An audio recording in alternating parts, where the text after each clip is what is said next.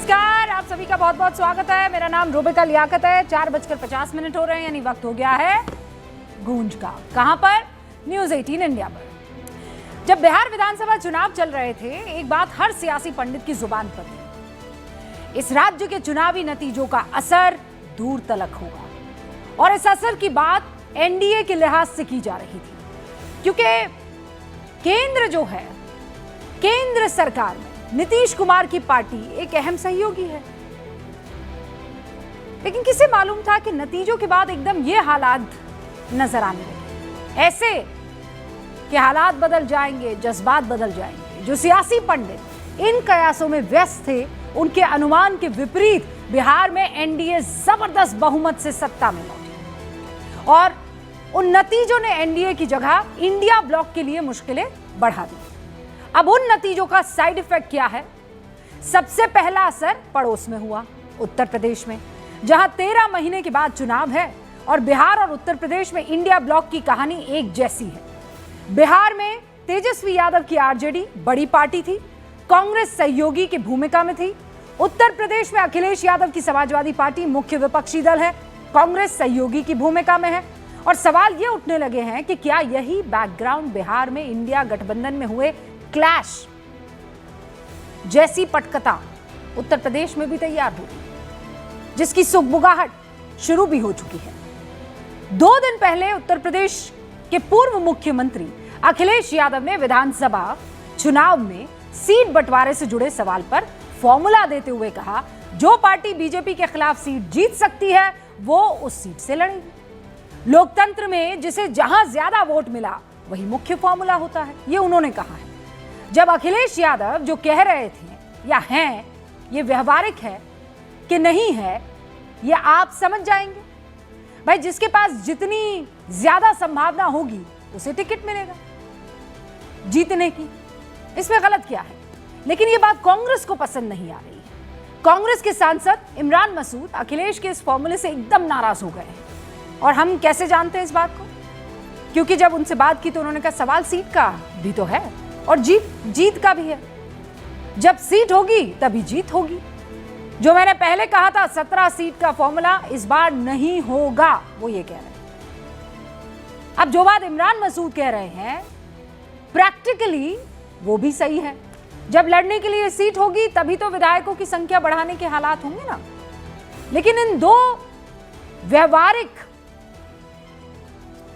Opportunity में या situation में आंकड़े अगर जोड़ेंगे या आंकड़े सामने रखेंगे तो कहानी अलग ही आएगी। ये कहानी कांग्रेस के पक्ष में कतई जाने वाली दिख नहीं रही है, क्योंकि 2022 के उत्तर प्रदेश चुनाव जब हुए थे विधानसभा के, अखिलेश के नेतृत्व में समाजवादी पार्टी लड़ रही थी, प्रियंका गांधी के नेतृत्व में कांग्रेस अकेले चुनावी मैदान में थी। तब अखिलेश यादव की पार्टी को 32% वोट 111 सीटों पर जीत मिली, कांग्रेस को 2% वोट उत्तर प्रदेश में अपने चुनावी इतिहास में सबसे कम 2 सीटों पर सिमट गई। और यही आंकड़े कांग्रेस के लिए चिंता का सबब है, क्योंकि जो बात अखिलेश कह रहे हैं उस फॉर्मूले पर कांग्रेस के लिए सीटें मांगना मधुमक्खी के छत्ते में हाथ डालकर शहद निकालने जैसा है, या आप सोचिए उससे भी ज्यादा मुश्किल। एक तस्दीक और आंकड़ा आपके कर लेगा। 2022 के उत्तर प्रदेश विधानसभा चुनाव में 2 सीटों पर जीतने वाली कांग्रेस सिर्फ 4 सीटों पर दूसरे नंबर पर थी। यानी 2 जीती हुई सीट और 4 दूसरे नंबर पर रही सीट को मिला भी दे तो अखिलेश यादव के फॉर्मूले के हिसाब से कांग्रेस का दावा 403 सीटों में से सिर्फ 6 सीट पर बनता है, केवल 6 सीट पर। और कांग्रेस सांसद इमरान मसूद जिस 2024 के लोकसभा के लिए लड़ने में 17 सीटों की बात कर रहे हैं कि कम है, वो उसके नतीजे अगर आप देखेंगे तो क्लियर हो जाएगा। कांग्रेस का प्रदर्शन अखिलेश यादव को उनकी सीटें कम करने के लिए प्रेरित ही करेगा अगर वो 2024 के आंकड़े देखेंगे। 2024 लोकसभा चुनाव में 62 सीटों पर लड़कर समाजवादी पार्टी 37 सीटों पर जीत गई थी, यानी जीत का स्ट्राइक रेट 60% था।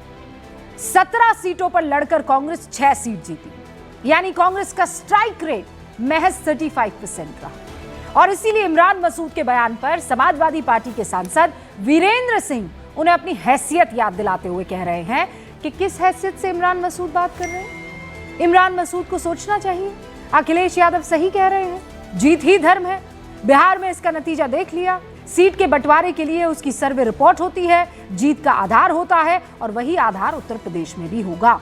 यानी बिहार के नतीजों से कोई सीखे ना सीखे, अखिलेश यादव और उनकी पार्टी जरूर सबक लेना चाह रही है, और यह सबक कांग्रेस के लिए मुश्किलें बढ़ाने वाला है। क्योंकि अगर अखिलेश यादव ने बिहार के साथ साथ कांग्रेस को जम्मू कश्मीर, महाराष्ट्र के स्ट्राइक रेट को दिखा दिया तो कांग्रेस की सीटों की संख्या और गिर सकती है। क्योंकि नेशनल कॉन्फ्रेंस पर दबाव बनाकर कांग्रेस ने जम्मू कश्मीर में 38 सीटों पर चुनाव तो लड़ लिया, लेकिन जीत कितनी पाई? सिर्फ 6। नेशनल कॉन्फ्रेंस 56 सीटों पर लड़कर 42 सीटें जीत गई। नहीं तो कांग्रेस के चक्कर में नेशनल कॉन्फ्रेंस के हाथ से सत्ता फिसल सकती थी। और इसीलिए उमर अब्दुल्ला ने कांग्रेस को अपनी सरकार में शामिल ही नहीं किया। महाराष्ट्र विधानसभा चुनाव हुआ, इंडिया ब्लॉक में सबसे ज्यादा 100 सीटों पर कांग्रेस चुनाव में उतरी, महज 16 सीटों पर सिमट गई।